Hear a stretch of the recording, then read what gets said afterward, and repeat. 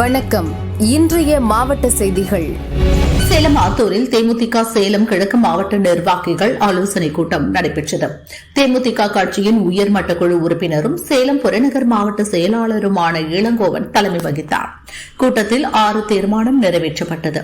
பின்னர் பேசிய இளங்கோவன், எங்கள் கட்சி பொதுச் செயலாளர் பிரேமலதா செல்லும் கூட்டணிக்கு நாங்கள் பணியாற்றுவோம். தேமுதிக தெளிந்த நீரோடை போல உள்ளது.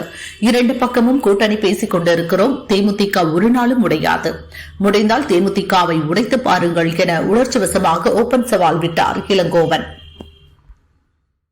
புதுச்சேரியில் கிண்டி கூட்டணி தொடர்கிறது. ஆனால் யார் தலைமை என்பதுதான் முக்கிய இழுபறி. இந்நிலையில் திமுக தேர்தல் பொறுப்பாளர் ஜெகத் ரட்சகன் எம்பி தலைமையில் கூட்டம் நடந்தது. முதலில் விடுதலை சிறுத்தை கட்சி முதன்மை செயலாளர் அரிமா தமிழன் உள்ளிட்ட நிர்வாகிகளுடன் சந்திப்பு நடைபெற்றது. உழவர்கரை, நெட்டப்பாக்கம், ஊசுடு உள்ளிட்ட 3 தொகுதிகளை விசிகா கேட்டதாக கூறப்படுகிறது. பின்னர் இந்திய கம்யூனிஸ்ட் கட்சி சார்பில் மாநில செயலாளர் சலீம் மற்றும் தேசிய குழு உறுப்பினர்கள் உள்ளிட்டோர் பேச்சுவார்த்தையில் ஈடுபட்டனர். இவர்கள் சார்பில் உழவர்கரை, நெல்லித்தோப்பு, காமராஜர் நகர் உள்ளிட்ட 4 தொகுதிகள் கேட்கப்பட்டுள்ளது. இந்த 2 கூட்டத்திற்கும் காங்கிரஸை திமுக அழைக்கவில்லை. கூட்டணிக்கான தலைமையை திமுக தானே எடுத்துக்கொண்டு தொகுதி பங்கீட்டு பேச்சுவார்த்தையை துவங்கியுள்ளது. இது காங்கிரஸ் நிர்வாகிகள் மத்தியில் கடும் பரபரப்பை ஏற்படுத்தியுள்ளது. இது தொடர்பாக முன்னாள் முதல்வர் நாராயணசாமியிடம் கேட்டபோது, புதுச்சேரியில் காங்கிரஸ் தலைமையிலான இண்டி கூட்டணி ஆட்சி அமைக்கும் என்றார். பின்னர் இதுகுறித்து எம்பி ஜெகத் ரட்சகன் செய்தியாளர்களை சந்தித்து பேசினார். சிபிஎம், சிபிஐ, விடுதலை சிறுத்தைகள் எல்லாம் பார்த்தோம். காங்கிரஸை நாங்கள் பார்க்குறோம். மற்றபடி வேறு ஒன்று தேர்தலை பற்றிலாம் இப்போ ஒன்றும் இல்லை. தலைமை தான் அது முடிவெடுக்கும். தலைவர்கள் தான் உட்காந்து பேசி முடிவெடுக்கணும். நாங்கள் இதுக்கு தனித்தனியாக நான் பொறுப்பாளராக வந்ததால் எல்லாரும் சந்திக்கணுன்றதுக்காக தான் பார்த்தேன். வேறு ஒன்றும் இல்லை. காங்கிரஸையும் பார்ப்போம் நான்.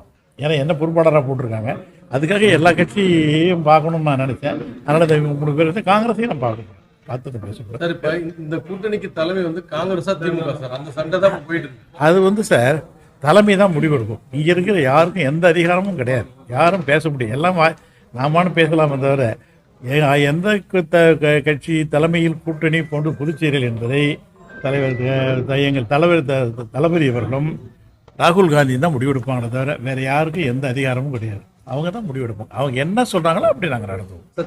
தொகுதி பங்கீடு அதெல்லாம் ஒன்றும் இல்லை. இன்னும் அதுக்கெல்லாம் இதுவே இல்லை. சும்மா நான் எல்லாரையும் சந்திக்க வந்தேன், அவ்வளோதான். வேறு ஒன்றும் கிடையாது. என்னை பொறுப்பாளராக போட்டிருக்காங்க சார் தலைமையில். அதனால் நான் இப்போ இவங்களை சிபிஎம், சிபிஐ பார்த்தேன். விடுதலை சிறுத்தை காங்கிரஸையும் போய் பார்க்க போகிறேன். ஆனால் அவங்க அந்த தலைவரோடு அலுவலகத்தை கூப்பிட்டு பேசிட்டீங்க. இல்லை, அவங்க வரான்னாங்க. நான் வீட்டுக்கு வரேன்னு சொன்னேன். நான் அவங்க வீட்டுக்கு நான் வரேன். இல்லை, நாங்கள் வரோம் அவங்கள பார்க்கணும்னு சொன்னேன். அதனால் அவங்க வந்தாங்க. நான் அவங்கள வீட்டிலே போய் பார்க்க போகிறேன். காங்கிரஸில் வந்து யார் தலைமையில் இருக்காங்களோ அவங்கள தான் சந்திக்கணும். நான் யாருன்னு சொல்கிறது, அவங்களுக்கு யார் தலைமை இருக்காங்களோ அவங்கள தான் சந்திக்கணும். ஆமாம். பேச்சுவார்த்தை சார் ஒன்றும் பேச்சுவார்த்தை ஒன்றும் தொடங்கலை. தலைமையில் முடிவு எடுக்கணும்ல. அவங்க தான் அவங்க சொல்லி நீங்கள் தலைமையில் முடிவெடுங்க பேசுங்கன்னு சொன்னால் நாங்கள் பேசுவோம். இப்போ நான் வந்து பொறுப்பாளராக வந்திருக்கிறேன், உங்களை சந்திக்க வந்திருக்கிறேன் அப்படின்னு சொல்லிட்டு அவங்களை எல்லாம் பேசுறதுக்காக தான் வந்தேனே தவிர தேர்தலை பற்றியோ கூட்டணியை பற்றியோ எதுவுமே நாங்கள் ஒன்றும் பேசலாம். அதெல்லாம் தலைமை தான் முடிவெடுக்கும். கூடுதல் தொகுதியில் நம்ம போட்டிவிடுவோமா திமுக? அதுவும் தலைவர் தான் முடிவெடுப்பார். நாங்கள் எதுவும் முடிவெடுக்க முடியாது. நாங்கள் வந்து எல்லாம் வெறும் இதுதான். அவங்க தான் தலைமை தான் முடிவெடுக்கும். தலைமை யார் தலைமை வகிப்பது என்ற குழப்பம் இருப்பதால் புதுச்சேரி இண்டி கூட்டணியில் சலசலப்பு தொடர்கிறது. மேட்டுப்பாளையம் காரமடை பரளிக்காடு மலை கிராமத்தை சேர்ந்த கூலி தொழிலாளி சிவகுமார், வயது 44. இவரது வீட்டிற்கு அருகில் உள்ள தோட்டத்தில் ஒற்றை காட்டு யானை முகாமிட்டுள்ளது. ஊர் மக்கள் ஒன்று திரண்டு காட்டு யானையை வனப்பகுதிக்குள் விரட்டினர். பின்னர் சிவகுமார் தோட்டத்தில் அன்றாட வேலைகளை செய்து கொண்டிருந்தார். அப்போது திடீரென எதிர்பாராத விதமாக காட்டுப்பகுதியில் இருந்து யானை மீண்டும் தோட்டத்திற்குள் புகுந்தது.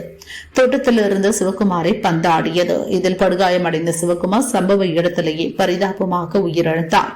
ஸ்பாட்டிற்கு விரைந்த போலீசார் சிவகுமார் உடலை மீட்டு மேட்டுப்பாளையம் அரசு ஹாஸ்பிட்டலுக்கு அனுப்பினர். சம்பவம் குறித்து காரமடை போலீசார் விசாரிக்கின்றனர். காட்டு யானை மிதித்து கூலி தொழிலாளி உயிரிழந்த சம்பவம் அப்பகுதியில் பெரும் சோகத்தை ஏற்படுத்தியுள்ளது. தமிழக முன்னாள் முதல்வர் அண்ணாதுரையின் 57வது நினைவு நாளை முன்னிட்டு சென்னை நினைவிடத்தில் சசிகலா மலர் தூவி மரியாதை செலுத்தினார்.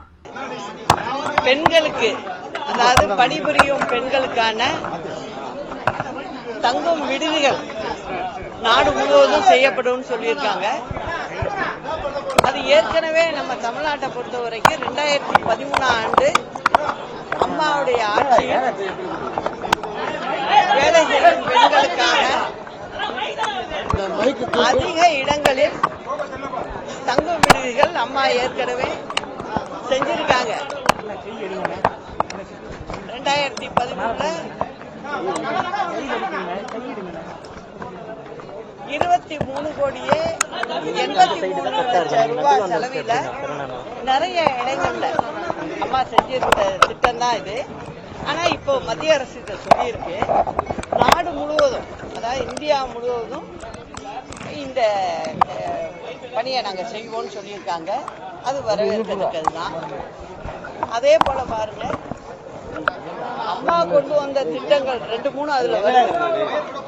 அதாவது மாடு, ஆடு, கோழி இதுக்கெல்லாம் மானியத்தோட கடன் உதவி எல்லாம் கொடுக்கப்படும் அப்படின்னு சொல்லியிருக்காங்க.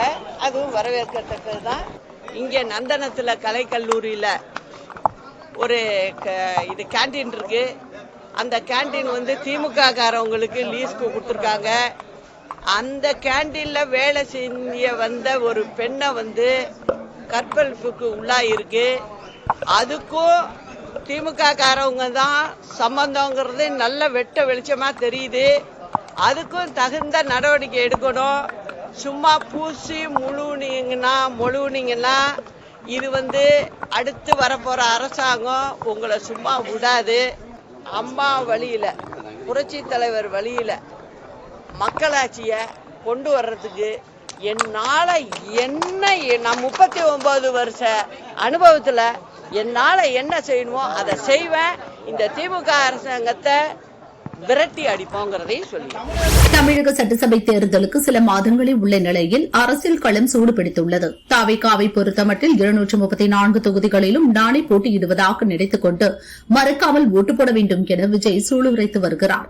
எந்த கட்சியுடன் கூட்டணி என முடிவாகாத நிலையில் காங்கிரஸ் கட்சியை இழுக்க தாவேகா நிர்வாகிகள் தீவிர முயற்சியில் ஈடுபட்டு வருகின்றனர்.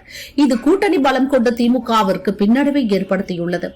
எனினும் பாஜக, அதிமுக அங்கம் வகிக்கும் தேசிய ஜனநாயக கூட்டணியில் இணைய விஜய் ஏற்கனவே மறுத்துவிட்டார். இப்போதைக்கு தாவேகாவுடன் அனுசரித்து போகும் ஒரே கட்சி காங்கிரஸ் மட்டும்தான். அதனால்தான் காங்கிரஸ் தயவை தாவேகா நாடியுள்ளதாக தேர்தல் பார்வையாளர்கள் கூறுகின்றனர். கூட்டணி முடிவாகாத நிலையில் அதிமுகவை அடுத்து தேர்தலில் போட்டியிட விருப்பமனு தாக்கல் செய்ய தாவேகா அதிரடி அறிவிப்பை வெளியிட்டுள்ளது. அதன்படி வரும் 6 முதல் பிப்ரவரி 14ஆம் தேதி வரை விருப்ப மனுக்களை பனையூர் தாவேகா ஹெட் ஆபீஸில் பெற்றுக் கொள்ளலாம் என அக்கட்சியின் பொதுச் செயலாளர் ஆனந்த் தெரிவித்துள்ளார். விஜய் எந்த தொகுதியில் போட்டியிடுகிறார் என்பதில் ரகசியம் காக்கப்படுகிறது. அவர் போட்டியிடுவாரா மாட்டாரா என்பதும் போக போகத்தான் தெரியும் என கட்சி வட்டார தகவல் தெரிவிக்கிறது. அதே நேரம் விஜயை தங்களது தொகுதியில் போட்டியிட வைக்க தொண்டர்கள் ஆர்வம் காட்டி வருகின்றனர். அதற்காக அவரது பெயரில் விருப்பமனு தாக்கல் செய்யவும் தயாராகிவிட்டனர்.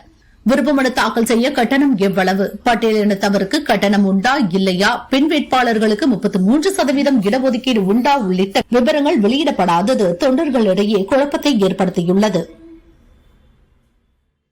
சென்னையில் நடந்த தாவேகா 3ஆம் ஆண்டு தொடக்க விழாவில் மருதமலை மாமணியே முருகையா என்ற பக்தி பாடலை விஜய்க்கு ஏற்றவாறு மாற்றி பாடினார் பாடகர் வேல்முருகன்.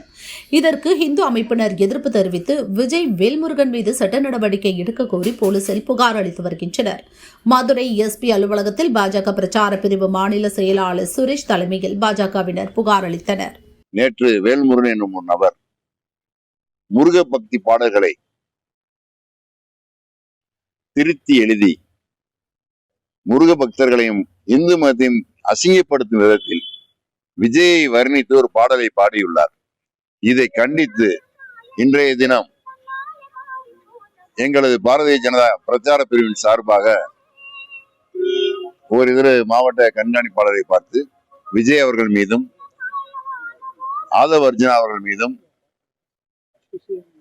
குஷி ஆனந்த் மற்றும் வேல்முருகன் அந்த பாடலை பாடியவர் இவர்கள் 4 பேரும் கம்ப்ளைண்ட் ஒரு புகார் மனு ஒன்றை அளித்திருக்கிறோம்.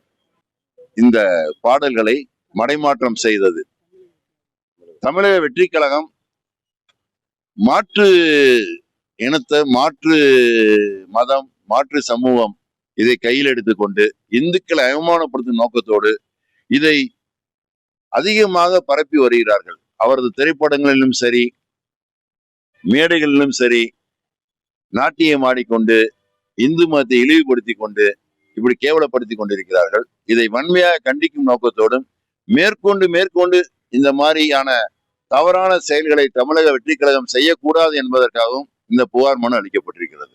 பொதுவாக திரைப்பட பாடல்களை வந்து பாடகர்கள் வந்து பாடுறாங்க, அதே போல எந்த அரசியல் கட்சி பார்த்துட்டு இருக்கோம், ஏன் இதை மட்டும் நீங்க குறிப்பிட்டு திரைப்பட பாடல்களை மாற்றி பாடுவது என்பது வரவேற்கத்தக்கதுதான். அது எல்லா கட்சியிலும் பயன்படுத்துவதுதான். ஆனால் ஒரு மதத்தை புண்படுத்தும் நோக்கத்தோடு செயல்படுவது வந்து முருகனை ஏற்கனவே பிரச்சனை ஓடிக்கொண்டிருக்கிறது. திருப்பரங்குன்றத்தில் ஒருத்தர் தீக்குளித்து இறந்து இருக்கிறார். தீக்குளித்து இறந்து பிரச்சனை பெரிதாகி நீதிமன்றம் கண்டித்து இவ்வளவு நடந்து கொண்டிருக்கும் போது மீண்டும் அவர்கள் இந்துக்கள் என்னதான் செய்து விடுவார்கள் பார்ப்போமே என்பது போல அடுத்த மடைமாற்றத்தில் ஈடுபட்டிருக்கிறார்கள். இது வன்மையாக கண்டிக்கத்தக்கது. கண்டிப்பா ஜோசப் விஜய்க்கு வந்துட்டு முருகரை பற்றியும் கவலை கிடையாது, விநாயகரை பற்றியும் கவலை கிடையாது. அதனால் அவர் மடைமாற்றம் செய்து கொண்டே இருக்கிறார். அவரை பொறுத்தவரை மக்களை எதையாவது திசை திருப்பி ஏமாற்றி தனது கட்சிக்கு வாக்களிக்க வைக்க வேண்டும் என்று இளைஞர்களை குறிவைத்து அவர் தாக்கி கொண்டே இருக்கிறார். இது இந்துக்களை மட்டும் அவமானப்படுத்தும் செயல் அல்ல, இந்துக்களை சார்ந்து இருக்கிற அனைவருமே இது அவமானப்படுத்தும் செயல். இது கண்டிக்கத்தக்கது. ஒரு வாழ்த்து தெரிவித்தார் என்பதற்காக அவர் மடைமாற்றம் செய்ய இல்லை என்று மறுக்க முடியாது. அப்படியான அந்த பாடலை அவர் தடுத்திருக்கலாமே. நான் இப்பொழுதுதான் தைப்பூச வாழ்த்து சொல்லியிருக்கிறேன், இந்த நேரத்தில் இந்த பாடல் விரும்பத்தக்கது அல்ல என்று தடுத்திருக்கலாம் வேல்முருகனை. இவர் ஏன் தடுக்கவில்லை? வேல்முருகன் சேர்ந்து நாட்டியம் தானே ஆடினார். அப்ப மக்களை எந்த அளவிற்கு அவர் கேணையர்களாக நினைத்திருந்தால் நாம் நாட்டியமாடி மக்களை கவர் செய்து விடலாம் என்று நினைப்பார். இது கண்டிக்கத்தக்கது. திமுகவின் கைக்கூலி தானே தாவேகா. எப்படியாவது பாரதிய ஜனதா கட்சியின் வளர்ச்சியை தமிழகத்தில் தடுத்து விட வேண்டும். அதற்காக எல்லோரும் கூட்டணி அமைத்து செயல்பட்டு கொண்டிருக்கிறார்கள். அதில் ஒரு வகைதான் இந்த தாவேகாவின் இந்த செயல்பாடு.